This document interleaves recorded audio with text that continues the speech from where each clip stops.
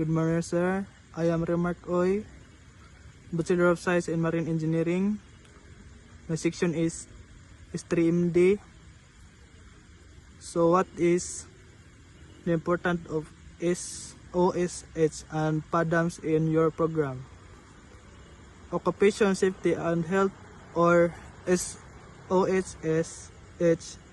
and PADAMS, prevention of alcohol and drug abuse in the maritime sector, are very important in my program because they teach us how to protect ourselves or shipmates and the vessel from accidents, illness, and unsafe practices. In the BSMRE, we are being trained to handle heavy machinery, electrical systems, and navigation equipment, and other high-risk operations.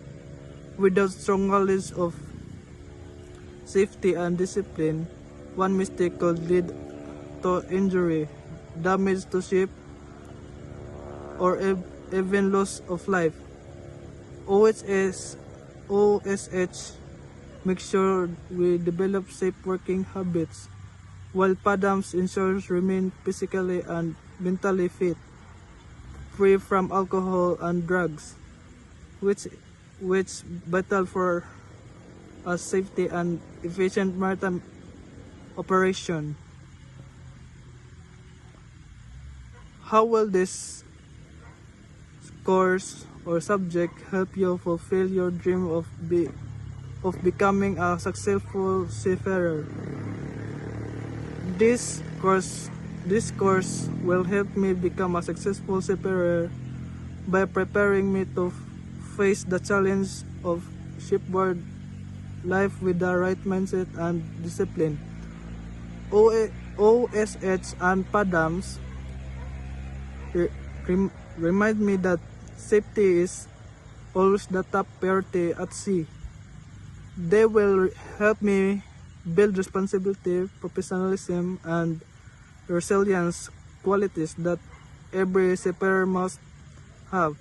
By learning how to prevent accidents, avoid risk behaviors, and maintain healthy lifestyle, I can perform my duties effectively, protect the crew, and contribute to the safe operation of the ship. This value will not only make me a competent officer and engineer, but also a reliable and respected seafarer in the global maritime industry.